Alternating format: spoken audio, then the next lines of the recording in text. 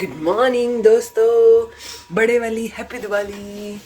अमित जी अभी अभी उठे हैं, इनकी नाक ब्लॉक है, गला खराब है, लेकिन अमित जी पूरे डेडिकेटेड हैं और वो खाना खाएंगे नहीं, बिना खाना खाए अच्छा खाओगे। खाना खाने के बाद जो है अभी वैसे 7 बजे हैं और फिर अमित जी कहाँ जाएंगे? इतना भी नहीं इसमें कि बोल ले तो बस अमित जी की तबीयत डाउन है, लेकिन इसके बाद बहन के उधर जाना है तो मैं भी जाऊंगी। ये it will be a surprise for her. और बस और कुछ नहीं है बताने को, बस इसकी तबीयत अभी भी कॉन्टिन्यूटी में खराब है।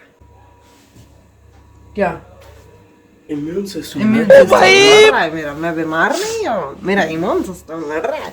तो अमित का बोल नहीं रहा स्कूल में ये है कि मैं बीमार हूँ, तो तुम बोलो कुछ। बोलती रहना। अच्छा देखिए ऐसे पूरे घूंघट से निकाले बैठा अमित। ठंड लग रही है ना नाक पे, तैसे अपने मुंह की हवा को ऐसे भेज रहा हूँ मैं और वो गरम गरम लग रही है। क्या बात है सर, क्या बात है सर, क्या बात, ये बात है। अच्छा ये सारी थियरीज आप अमित जी से सीख सकते हैं अगर आपको भी दिक्कत हो तो कुछ चले फिर चलिए जी, अभी कुछ खाने का बनाते हैं एंड अमित जी जो है फिर प्रस्थान करेंगे विद मी है ना। पुष्पक में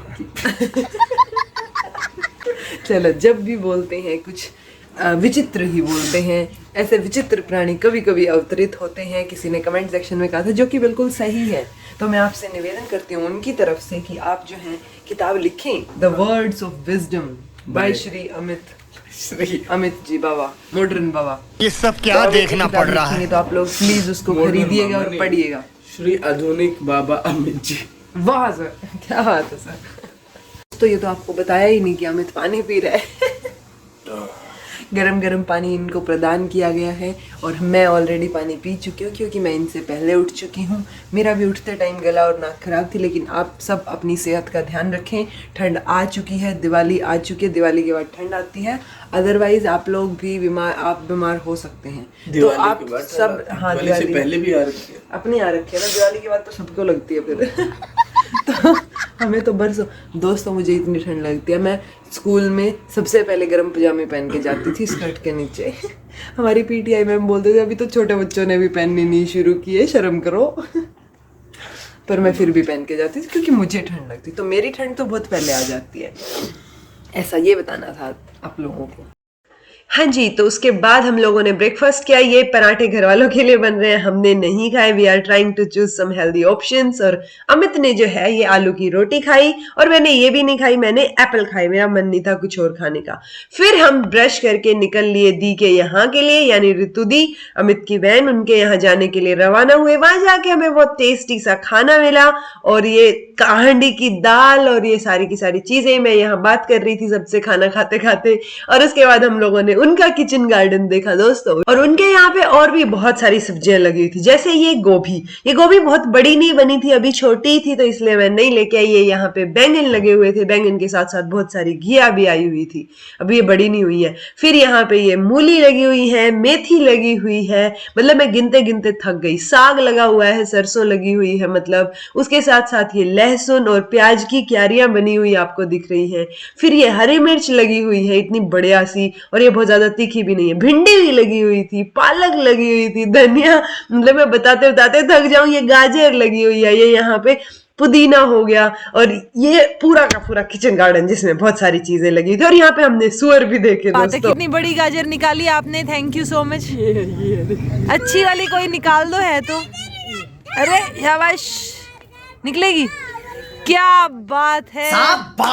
इसी के साथ खिलाड़ी ने गाजर निकाली है। हमने गाजर भी टेस्ट करके देखी है, बहुत अच्छी थी। अमित गाजर दिखा रहा था और इसी पे बात नहीं रुकती, यहाँ पे घिया और कद्दू भी लगे हुए थे दोस्तों। घिया तो लगे हुए, ऐसे लग रहा है बेच दो इनको तो। भाई वो ना करो, मुझे हमारे भी ना लगे तो जैसे हमारे नहीं लगे थे। तो सब कुछ देख दाख के, सबसे मिलजुल के उसके बाद हम रवाना हो जाते हैं घर की तरफ। शाम हो गई है, सूर्यास्त भी होने वाला है, और ये देखिए इतना बड़ा कद्दू और घिया दिखाते हुए क्या मुस्कान है मेरे चेहरे पे और इसके बाद हमने दिवाली की पूजा की सबने मिलके। ये रंगोली जो है वो ऑलरेडी हमारे माता जी और डैडी जी ने बना रखी थी, और उसके बाद हमने डिनर एंजॉय किया। हम क्या दोस्तों, बहुत ज़्यादा खाना, फिर चलना, फिर किताब पढ़नी, फिर सोना। हाँ जी दोस्तों, तो रवीना की जो है ओ तबीयत आज खराब है, जैसे कल मेरी थी, पर कोई बात नहीं रवीना को अब आते आते ठीक है। हाँ बस बस बस पहले मैं बोल लूँ। हाँ पहले बोलो बोलो बोलो बोलो, पहले रवीना बताएगी, ठीक है बताओ। मैंने आगे पढ़ा इसको दोस्तों, इसमें लिखा है, एक तो वो था ना कि निश्चल सॉरी हाँ बोलो। निश्चल भक्त जो होगा ना, जो बिना किसी छल कपट के हमें 2 मिनट में बोलते हैं। हाँ रवीना अभी ठीक हो? हाँ बेटा। ठीक है बताओ। तो इसमें यही बता रखा था, एक तो मतलब कुछ एक चीजें हैं जो अलग अलग तरीके से बस रिपीट कर रखी हैं, ऐसा मुझे लगता है एटलीस्ट पढ़ के, कि बात वही कहना चाह रहे हो आप, भाव वही है, बट तो इसमें बोल रखा है कि जो निश्चल भक्त जो होता है ना, वो शुद्ध शांति प्राप्त करता है। मतलब बिना किसी छल कपट के आप काम कर रहे हो, वो काम आप भगवान को याद करके कर रहे हो और भगवान को ही समर्पित कर रहे हो, तो वो जो है इंसान बढ़िया रहता है। जो ऐसा नहीं करेगा, वो जो ये बंधन होते हैं इनके अंदर बंध जाएगा, ठीक है, तो वो शुद्धि को प्राप्त नहीं हो पाएगा एक तरीके से। दूसरा इन्होंने बोला कि जो ये जीव देहधारी जीवात्मा होते हैं ना, मतलब हमने देह धारण कर रखी है, ये शरीर हमने धारण किया है, लेकिन आत्मा वही रहती है, आत्मा अमर रहती है।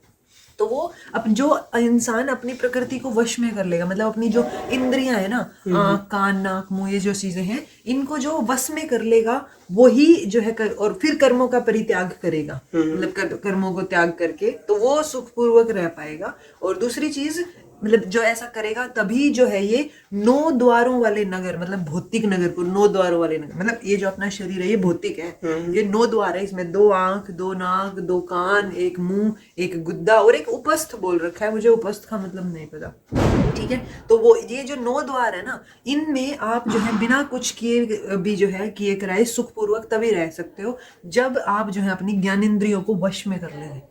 तो अपनी ज्ञानेंद्रियों को वश में करें, मतलब आपको जितना खाना है उतना खाएं, जितना जो चीजें करनी है लिमिट में, आवश्यकता अनुसार, ठीक है।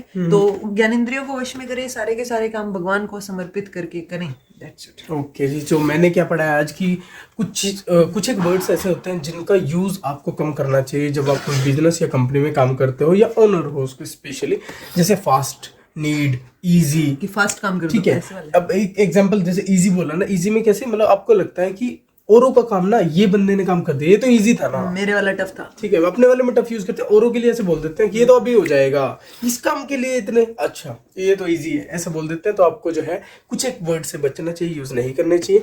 फिर आता है कि हम कोई भी चीज के लिए किसी से हेल्प लेते हैं, हम हर रिक्वेस्ट में डाल देते हैं ASAP माने ASAP, यानी एज सुन एज पॉसिबल, जितना जल्दी हो सके उतना बस कर दो, जैसे तो इमरजेंसी, राइट। अगर आप हर रिक्वेस्ट में ASAP बोलोगे कि जल्दी जल्दी से जल्दी कर दो, तो यानी लोगों को लगेगा आप तो हर रिक्वेस्ट में डालते हो, तो इमरजेंसी में भी आपकी हेल्प नहीं होगी।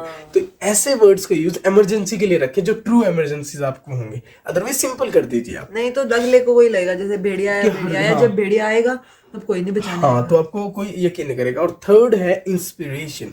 आपके पास आइडियाज हैं, लोगों के पास बहुत से आइडियाज होते हैं, लेकिन इंस्पिरेशन जो है उसकी एक टाइम बाउंड सिचुएशन होती है।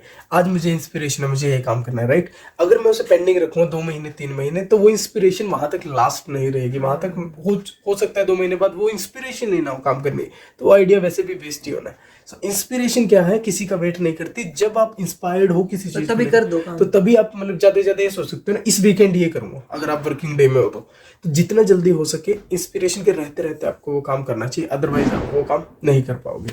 तो ये 3 चीजें मैंने आज सीखी। तो आज बुक हमने पहले पढ़ लिया, अब हम जाके घूम के आते हैं, ब्रश करते हैं और फिर सोते हैं।